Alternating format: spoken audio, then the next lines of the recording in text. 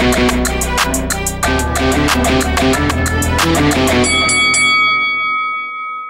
guys, welcome to Boxing Squared for boxing news and views from around the internet. Okay, so this video is going to be a mashup of some Jarrell Miller and Bogdan Dinu fight build-up news. Also, the regular title, it won't be on the line for this fight. We'll get to that reason and why is the case, which is of course Manuel Charr. He's been suspended by the WBA, but not stripped, so we'll touch on that briefly as well. But if we get into the fight build-up, so fight week rolls on. So let's take in this clip here of Jarrell Miller at the final press conference. What can I say about Bogdan Dinu, man? He's a fighter like me. He came up a different route in Romania. Nothing was given to him as well. So he's going to come with 2 hands, 2 feet, and 2 eyes and try to take me out. It's a big opportunity for him. But he's fighting Big Baby Miller. You know what I mean? I'm a different animal, man. And come Saturday night, I'm gonna rip your head off. I know I smile a lot, and I got a chance to talk to your manager from Romania, a good dude. He knows my people and Edward Emma and Super Combat. But come after that weighing, boy. You were in front of me. You're trying to take something from me, out of my family's mouth. I'm gonna bury you come Saturday night. Remember that. And Bogdan Dinu, meanwhile, he says, this is a big fight. He's got a lot of good wins, but it's a test for both of us. I'm in good shape and I'm ready for Saturday. In terms of the venue, so this has been one of the quirkier elements of this card at the Kansas Star Arena, which is of course in Kansas. The description of the capacity, the actual number of tickets that's on sale, it's been all over the place. It's been listed as being a 3,400 seat venue by the casino that owns the venue, but promoter Eddie Hearn at different points has said 6,000 seats, 5,000 seats, and more latterly 4,700 seats. Eddie Hearn, he told IFL TV November the 15th, so less than 2 days out from fight night, that it's nearing a sellout with about 800 tickets left. And the 4,700 seat capacity claim that Eddie Hearn made about the venue, it certainly piqued my interest, and so did it nearly being a sellout, because if you look at the ticket map, it certainly doesn't look near to be a sellout. It actually looks only half sold, and if it was only half sold being 4,700 seats, well, that's certainly more than 800.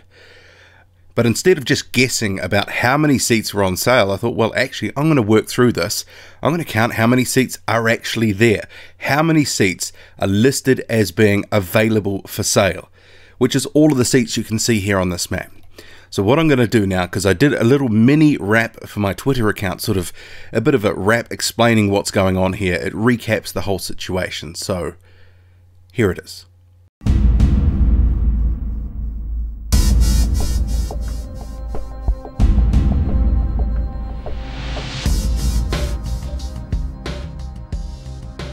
We've got about 6,000 seats to fill, which I believe we're going to sell every one of them, which is a rarity for US boxing.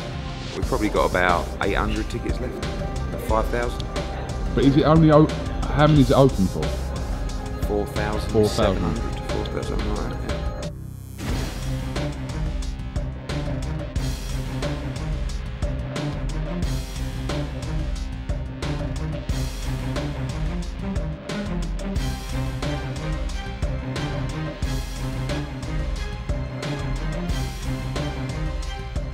So in terms of the number of seats available, 3,800 odd.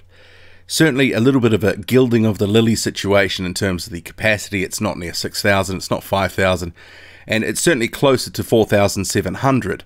But, in terms of how ticket sales are doing, I mean, clearly Hearn is expecting a run on tickets, and he said as much, saying that walk-ups will be big, and that he is expecting it to be sold out or close to sold out, and that late ticket buys, especially walk-ups, are quite a common thing in the United States. He believes the final 3 days will see about 1,500 tickets sold or so, which will take it to close to a sellout or sold out. So we'll have to see on that front. But in terms of the WBA regular title, that had been talked about as potentially being on the line for this Dinu and Miller fight in Kansas. And Hearn, he confirmed to IFL that it won't be on the line, saying, they've suspended Charr. There's an opportunity for us to fight. It's a really complicated process, to be honest with you. And I've actually just said, look, Like, it's so complicated. Do you just want to leave it and we'll wait for Charr to get stripped? Charr's getting stripped, basically. He's failed a drugs test, but I don't think it benefits the sport to really complicate things with the fans. I don't really want to stand up there today and say, oh, so he fights him, and if he gets stripped, then the winner fights him, then he fights. It's like, it's a good fight. It's two undefeated heavyweights. Let him fight, you know. Ultimately, Jarrell Miller is going to end up WBA regular champion.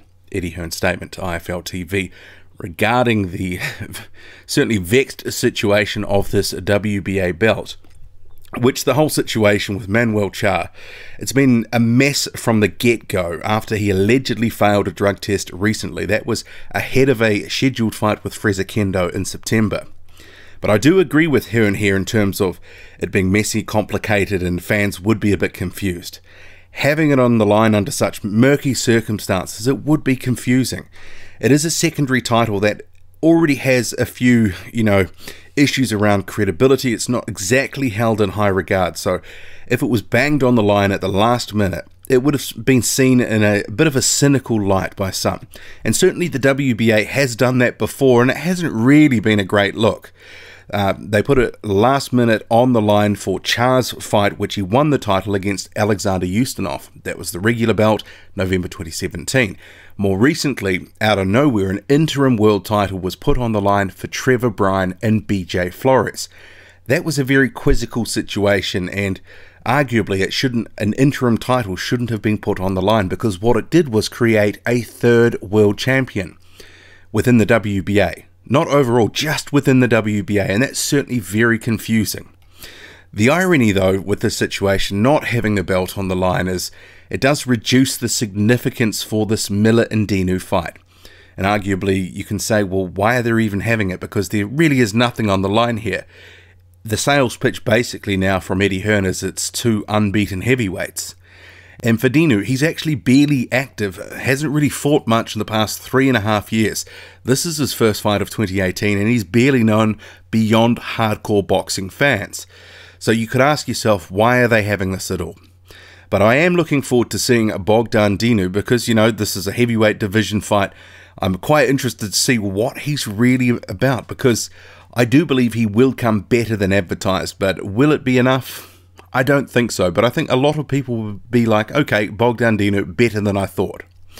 But in terms of Manuel Charr, there's been actually nothing from him on a social media that I can see so far regarding this whole WBA voting to suspend him for 6 months. And possibly he's been advised to stay off social media and not comment for now. They are perhaps formulating some sort of response on his behalf. BoxingScene.com reports that Charr's lawyer is saying the WBA indicated during a conference call Wednesday morning that it will not strip Charr. And with Charr alleging some procedural issues with his B sample recently, this is what he was coming out with very publicly. This belt might be on the shelf for some time, and perhaps Manuel Charr along with it by the looks of things. What do you make of it all? So we've got this whole Charr thing, messy as always. Been covering this for a while. It's not a good look. That whole belt, it seems to be a bit cursed actually. Jarrell Miller Bogdan Dinu, fight week rolls on. Miller is confident, and so he should be. He is the heavy favourite here. Who do you think wins and how? Is Miller going to get a stoppage? What do you make of it all? Drop a comment loud and often. Hit like, hit subscribe, follow me on Twitter, boxing_squared. I'm out. But come after that weighing, boy. You were in front of me.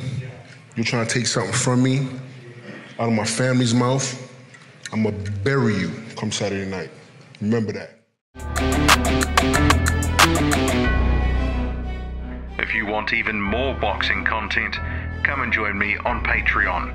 Every week on a Sunday, I drop a new video on something topical or thought-provoking from the heavyweight division, ranging from rankings, the business of boxing, the false economy of deluded fanboys, the twists and turns in the division, to assessments of fighters and their statements. I hope to see you there, and for more information go to patreon.com/boxing squared. The address is on screen now.